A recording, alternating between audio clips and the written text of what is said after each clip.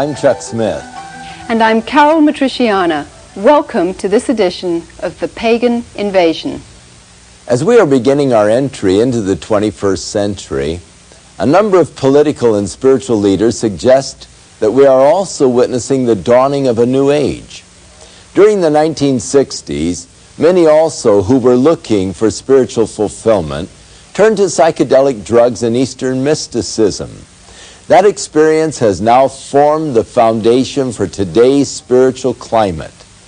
The flower-powered generation of a quarter century ago has blossomed into today's New Age movement, a highly sophisticated philosophy that blends pagan religions, evolutionary science, and global politics. By uniting religion, science, and politics under one umbrella, the New Age movement claims to offer a new vision for humankind and is making every effort to usher in a new era of global consciousness.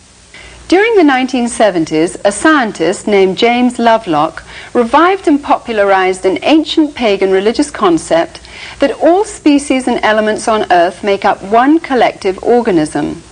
That is, humans, plants, rocks, and minerals are all part of one cosmic body. It was a proposal he called the Gaia hypothesis. The Gaia concept teaches that Mother Earth is a goddess, a person able to retaliate, and if we as humanity upset her, she might turn on us just like the white cells of our immune system take action against a dangerous virus. Therefore, a global ecological and environmental movement is absolutely necessary for our survival.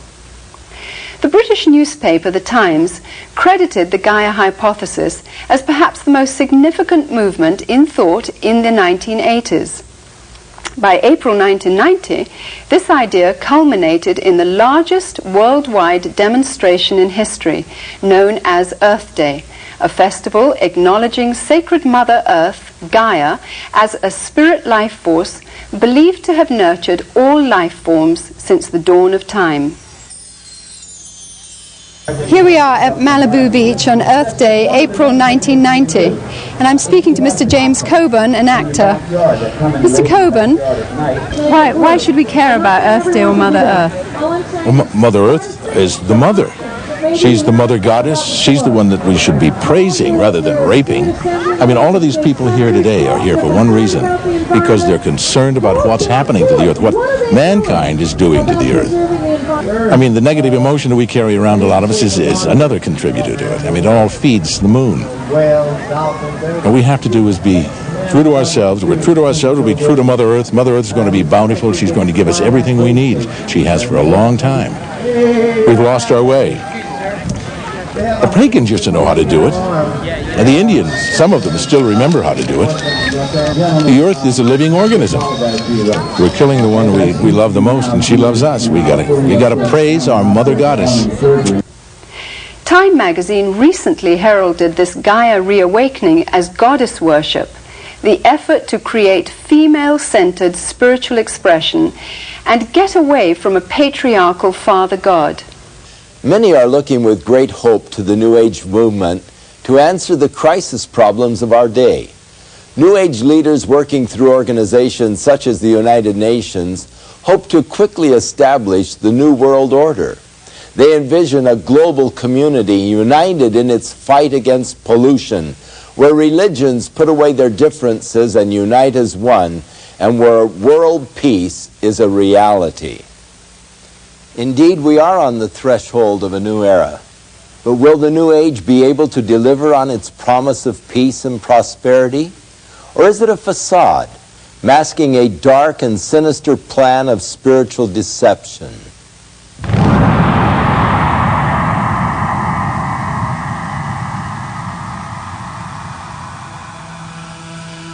Jesus himself warned us that in the last days many would come claiming to be Christ and Messiah. Our landscape today is literally crawling with individuals claiming to be Christ, and the Eastern gurus are right on the top of the list. There are two things the gurus have done.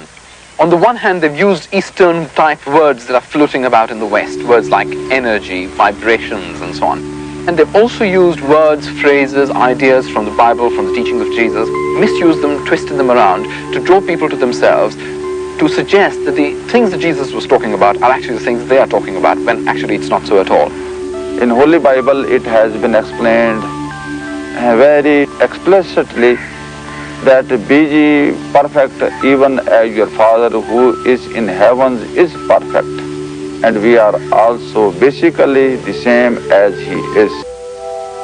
The Eastern gurus, the cultists of every description, have taken the terms of the Bible and felt every liberty to redefine them according to their basic presuppositions.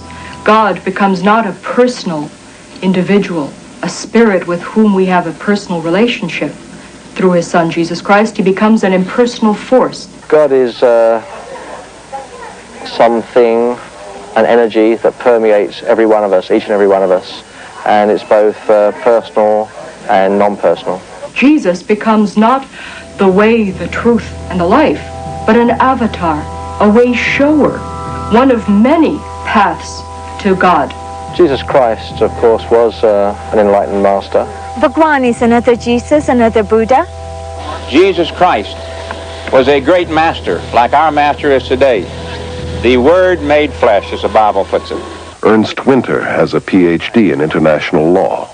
He was a diplomat in the Austrian Foreign Service for 10 years, and from 1968 through 78 was a director with the United Nations. My greatest concern really is the growing interest and dedication and application of Eastern mystical thought and practices within traditional Christian groups and churches. There's a vacuum, there's a longing. They want to be filled with, quote, religious experience. Today's New Age teachings falsely claim that Hindu spiritual experiences are compatible with Christianity. And the incredible thing is that so many Christian leaders, through their books, magazines, sermons, radio and TV programs, encourage millions of Christians to seek Christianized Hindu experiences. Many people who are in the Christian church have come to us and have had deeper experiences of spirituality and of God as a result of this meditation. Most Catholic monasteries and most Protestant Bible schools have introduced one system of meditation or another, and they are based upon the practices of yoga. Many of the church people, and particularly leaders of the churches and denominations, look with great hope to Eastern mysticism that it would bring new life into a dead body. While infiltrating the Christian church, Eastern mysticism is also powerfully influencing world politics.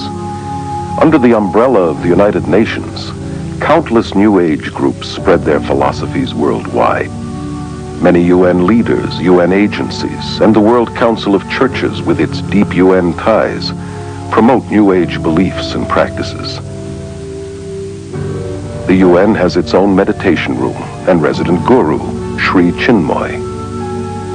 Even the United States Pentagon has meditation rooms. A graduate of Harvard School of Divinity, Leland Stewart, directs the Unity and Diversity Council, a powerful New Age promotional network that originated with a 1965 directive of the United Nations General Assembly.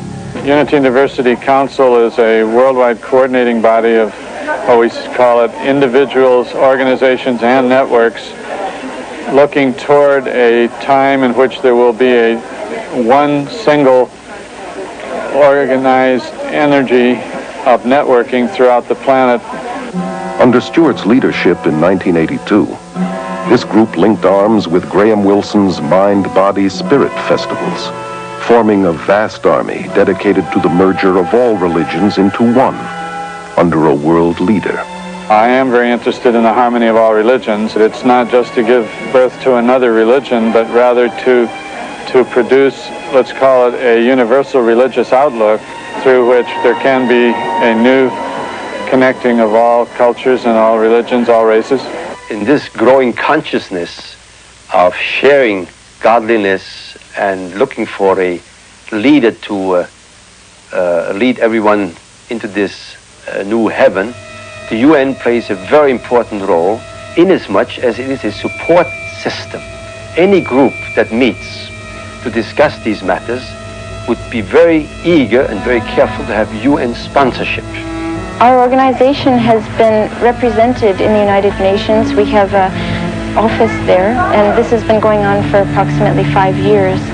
We've been involved in all the sessions that are going on in the UN. We've been able to watch and participate, offering meditations and presentations. How is this possible? I think it became possible by the thought and actions of one man in the UN, Robert Mueller, who was continuously emphasizing that the UN has to be a support system to this conditioning of man, to this sharing desire, to this looking for a one world government, for one world leader, and playing down, and I believe myself correctly, that the UN is not that world government, that is a conditioning device, that it is an aid, a support system. It gives prestige to otherwise completely outlandish groups. The Brahma Kumaris World Spiritual University in India is used by the UN and its members for conferences focusing on world peace and unity. Delegates from all over the world, VIPs, are attending to express their ideas and to experience peace in a very real way themselves. This experience will enable them also to draw up new laws for universal peace. This will be endorsed by heads of state and submitted as a practical form for the United Nations. Many evenings, the UN building is even used for lectures, talks, meditations, enlightenments on how to make one better world. The leaders are asked to meditate and be involved because this is part of their instruction or brainwashing, and all this is part of the conditioning for the vision of a new world or of a new age.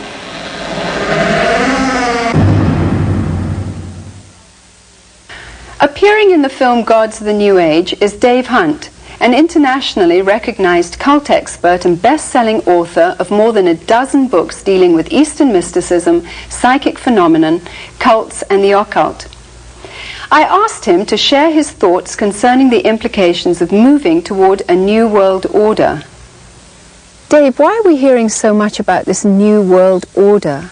What does that mean? That's most interesting. It was Mikhail Gorbachev, as near as I can recall, who was the first one who mentioned it in Perestroika. Then you had Edvard Shevardnadze before his resignation as foreign minister. In September 1990, when he addressed the United Nations, he said, "The actions of Saddam Hussein in the Gulf are a threat to a new world order." President Bush is continually talking about the new world order. And what he means by that is that we are going to solve our problems. Finally, the United Nations is going to function as it was designed. The world, for the first time, is united against an aggressor. And we're going to make an example out of Saddam Hussein. We're not going to allow this to happen anymore in the future.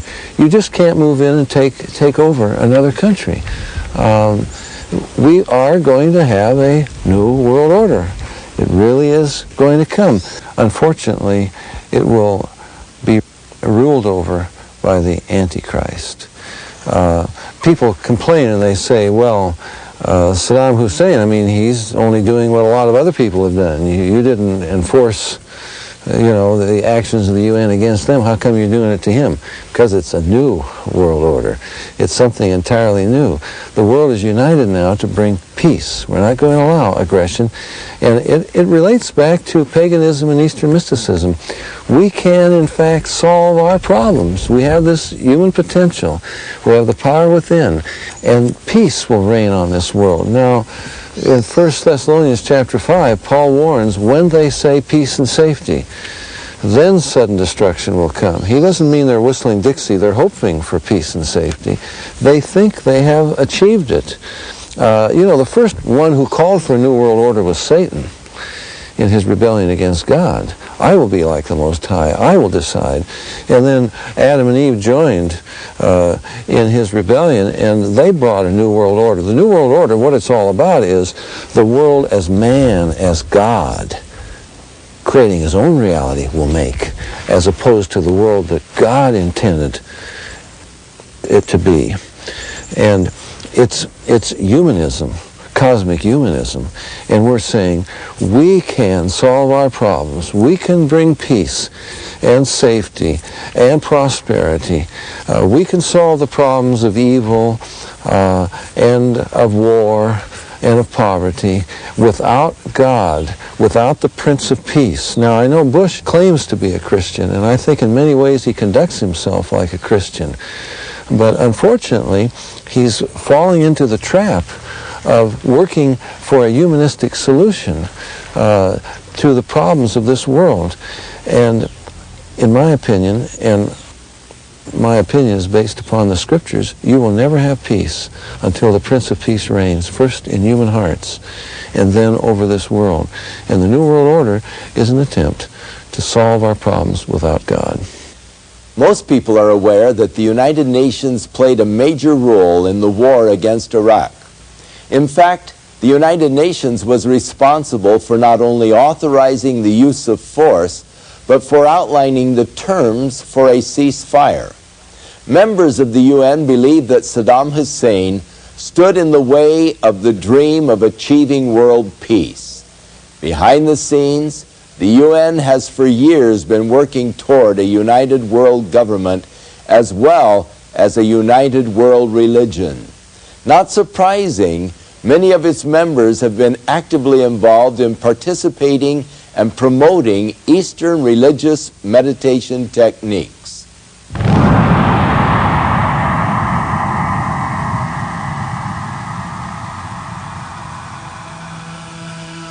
Actually, we're being prepared for this surrender to an authority in a way that perhaps we don't realize. We are going through right now strange bathing in Eastern concepts of consciousness, states of consciousness, bliss, reincarnation, energies, vibrations, all of these words that have become very commonplace really in the Western languages are also modifying our mind. They are changing our way of thinking. And this changed way of thinking puts us into a mental state, if you'd like, and prepares our intellectual functionings for this surrender. More than ever before, the human race seems willing to surrender spiritually and emotionally to a charismatic leader who can offer peace and prosperity to a world trembling on the brink of ecological and social collapse, international financial chaos, and a nuclear holocaust. Well-known New Ager Benjamin Creme claims to be the coming world leader's advanced public relations man. In 1982, full-page advertisements around the world announced the coming of Creme's New Age Christ, which gave fresh hope to millions. At this press conference in Los Angeles, he described how this Christ would make himself known. It is a truism today to say that we are at the dawn of a new age, the age of Aquarius. And it is important to remember that all of the great religions await the coming of a teacher. The Christians await the return of the Christ. The Muslims await the Imam Mahdi. At the same time, the Buddhists await the coming of another Buddha. The Hindus await the return of Krishna, and the Jews, as always, await the coming of the Messiah. I'm speaking today about the return of such a teacher. Simultaneously, throughout the world will take place hundreds of thousands of spontaneous healings and cures, which will reinforce, if that were even necessary, the fact that it is the Christ himself. The day of declaration will be the outstanding event of this or any other century. On that day, the radio and the television networks of the world will be linked together. We shall see this extraordinary face on our television screens. But he will not speak. His words will drop silently into our minds in our own language. This is the significance of the altered state of consciousness reached in yoga and other forms of Eastern meditation. A Nobel Prize winner has described the brain as, quote, a machine that a ghost can operate, unquote. What that means is In an altered state of consciousness, the connection between my spirit that normally operates my brain and my brain is loosened, and that allows another spirit being to interpose itself, begin to tick off the neurons in the brain, create an entire universe of illusion, astral travel, give psychic powers. In this way, the world is being prepared for some ultimate delusion. He will indeed inaugurate a great new world religion, and at the very most sacred core of that new world religion will be the process which is called the esoteric initiations, which take us out of the strictly human kingdom into the kingdom of God. David Spangler, board member of the Planetary Initiative for the World We Choose, which comes out of the United Nations, declares that Lucifer is the same force as Christ, that Lucifer prepares us for our own Christhood, that this is the final Luciferic initiation into the New Age. Benjamin Krem's Christ may not be the world teacher and ruler of world peace as he forecasted, but without question the stage is being set today for what the Bible calls the apostasy, or man's abandonment of God. This climate is ushering in the final actor, the counterfeit, who the Bible predicts must come before the return of Jesus, the true Prince of Peace, who will then reign for 1,000 years.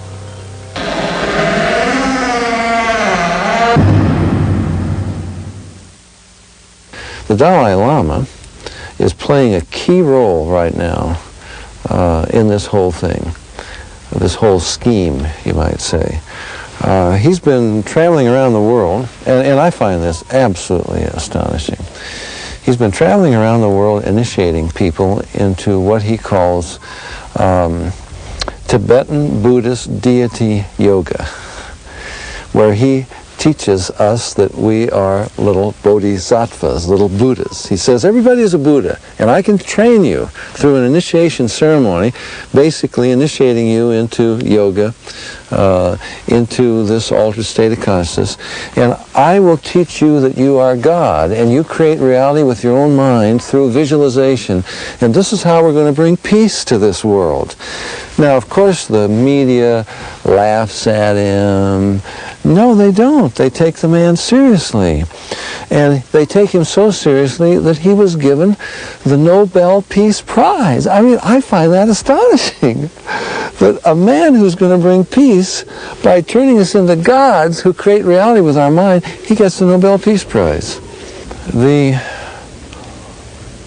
influence of the Dalai Lama around the world is, and in the political realm, and in the religious realm, is astonishing. He's embraced. He becomes a spokesperson for peace.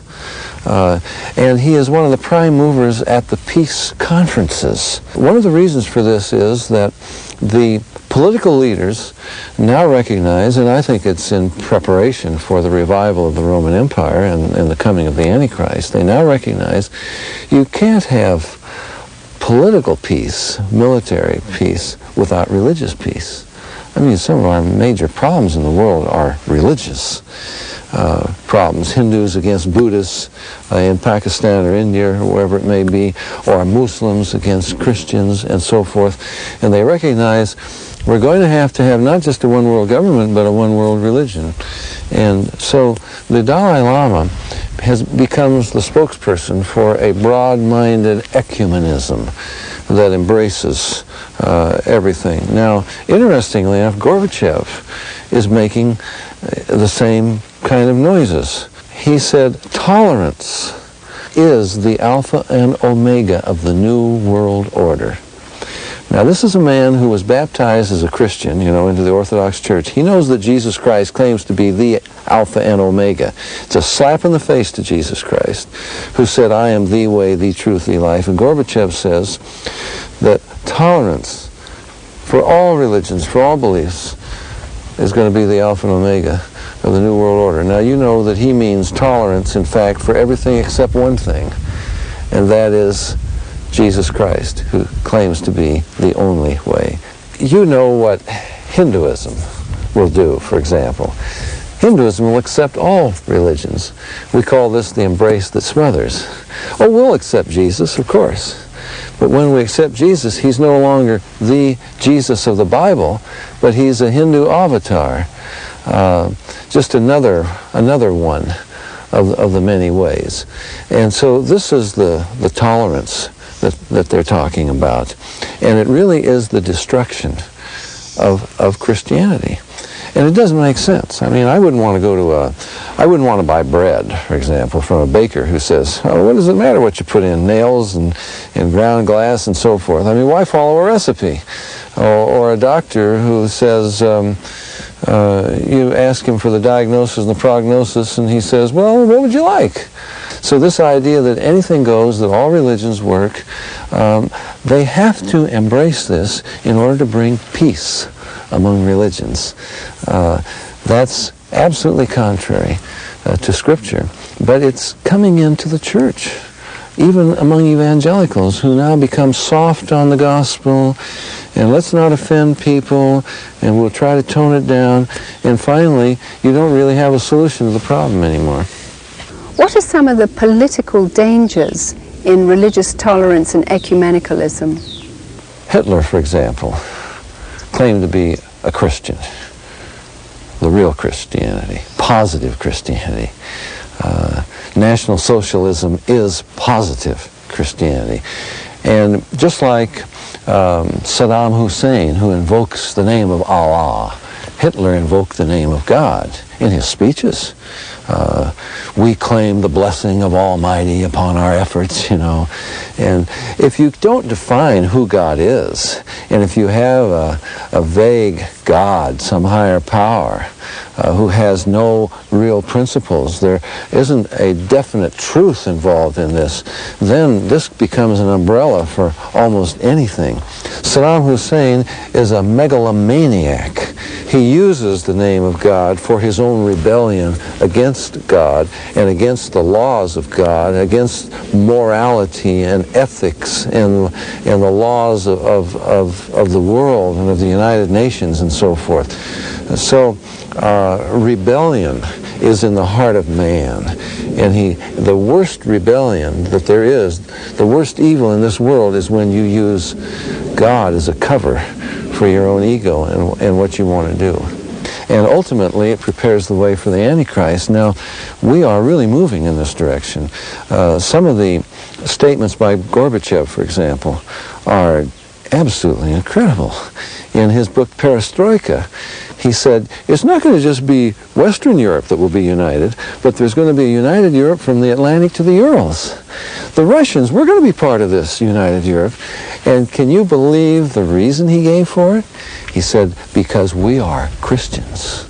Here was the head of world atheism, world communism, where they've been trying to destroy Christianity, and now he's posing as a Christian.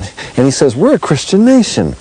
Well, obviously, he didn't mean born-again, Bible-believing, evangelical Christianity, like you and I mean. He meant an ecumenical, false Christianity that embraces all religions of the world. Now, when Gorbachev wanted to further his perestroika and glasnost and the opening up and the transformation of the Soviet Union, he didn't go to Nashville, Tennessee to meet with the head of the Southern Baptist Convention. He went to Rome to meet with the Pope. He recognized that he needed the help of Rome, the most powerful religious leader on earth. And there is a growing partnership. Newsweek reported that every week both Gorbachev and President Bush consult the Pope. So there's a growing partnership between politics and religion. And I think it's paving the way for the Antichrist. The revived Roman Empire isn't going to be just a military, political entity, but a religious entity ruled by an emperor who is God. And we're back to paganism again. By the way, the Dalai Lama is one of the Pope's closest friends, and you have a dialogue going on between Buddhist monks and Catholic monks to arrive at a commonality and so forth. But when the Pope addressed large Hindu audiences in New Delhi and Calcutta, I was absolutely astonished what he said. You can get this out of The Pope Speaks, a publication put out by the Vatican, or Observatoire Romano, the official publication of the Vatican. And the Pope said that India's chief contribution to humanity is its spiritual vision of man. And he says the world does well to heed and learn the spiritual vision of man that India is offering. He said that we haven't come here to teach you something. We've come here to learn from your rich spiritual heritage. It's an embrace of paganism, literally. You remember in 1986 when he got, I think, 60 leaders of the 12 major religions of the world to gather at Assisi for prayer. Now, some of these are fire worshippers. These are pagans, animists, and so forth.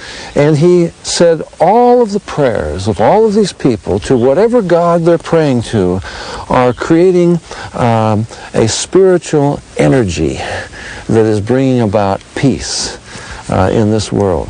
So paganism invades the Episcopalian Church. It invades the Methodists, the Presbyterians, the Protestants, the Catholics, right up to the Vatican.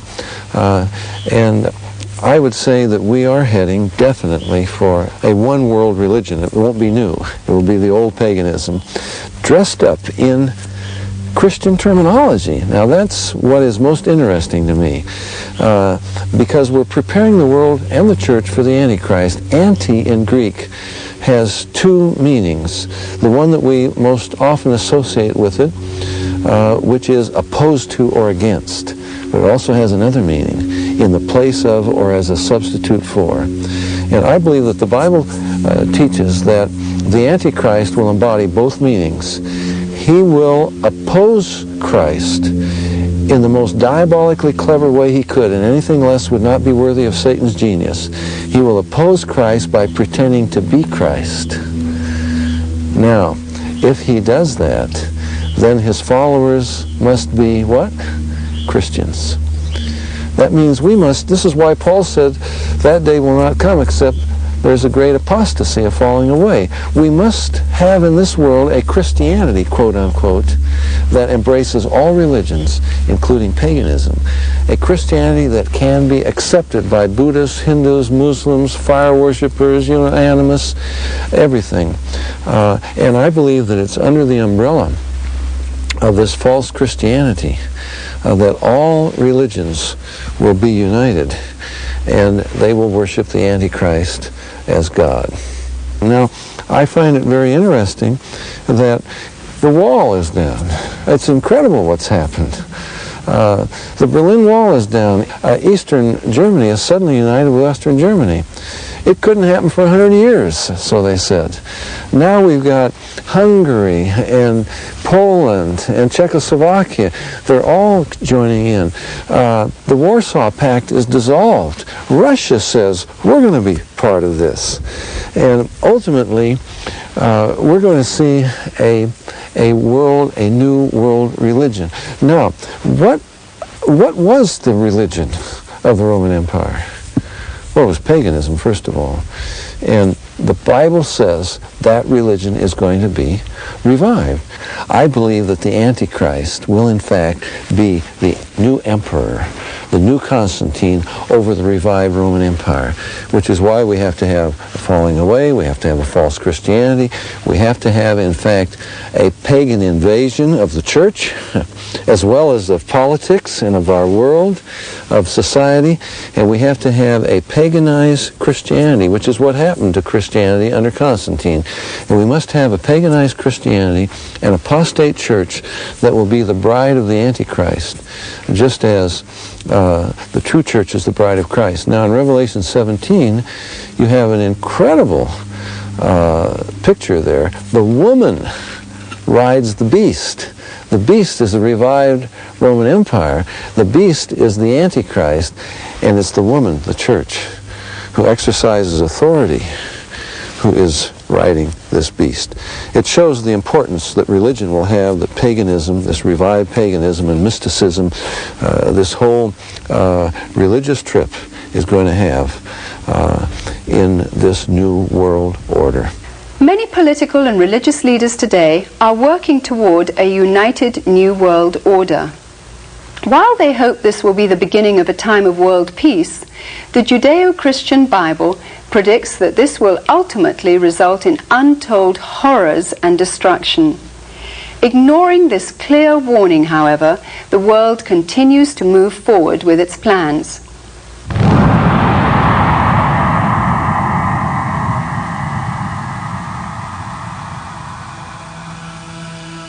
Today's revival of paganism and Hindu practices, which form the heart of the New Age movement, was ironically the same kind of foundation that prepared the way for Hitler's rise to power. The Germany of the 20s and 30s was in social and economic despair and looked for a leader who would free them from the Great Depression. The man with a promise of hope was Adolf Hitler, who claimed he was ordained of God to usher in 1,000 years of peace and prosperity. His hypnotic powers manipulated an entire nation to surrender its collective mind to him. Obsessed with the occult, Hitler drew many of his bizarre ideas from Hinduism. He took the symbol of the swastika as his own, a Hindu symbol of power seen in many of today's temples in India.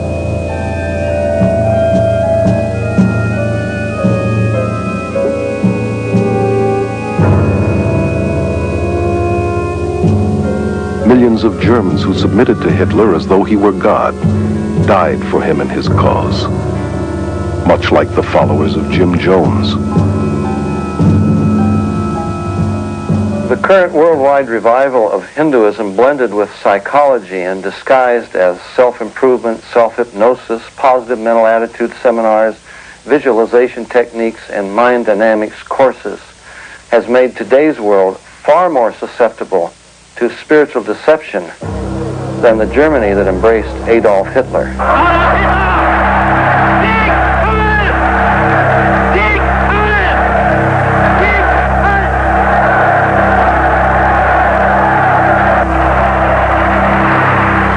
Today, a desperate world is looking for another spiritual leader. Has the human race learned nothing from its own mistakes?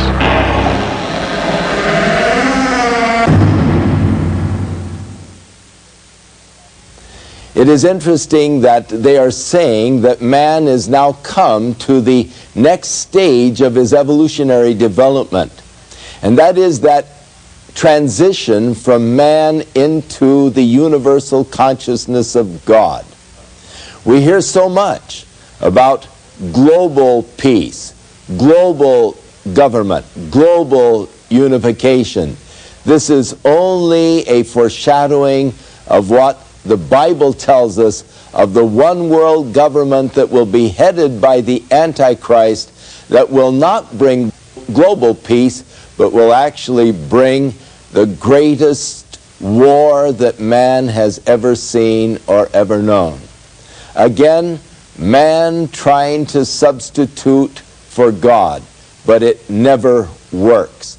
Man's sciences and man's ideas cannot bring him into that universal peace or global peace that the world desires so much. It will not happen apart from the Prince of Peace, Jesus Christ, who will establish God's kingdom upon the earth, and at that time they will beat their swords into plowshares and their spears into pruning hooks. But we await for the coming of our Lord Jesus Christ for true global peace. Within all of us, there is a God-shaped vacuum. Throughout the ages, man has attempted to fill that void with the things of the world. But it is only through a relationship with our Creator that we can be truly satisfied. His Holy Scriptures reveal the way in which we can be reconciled to God, and that is through the provisions of His Son, Jesus Christ. I'm Chuck Smith. And I'm Carol Matriciana. Join us again for another edition of The Pagan Invasion.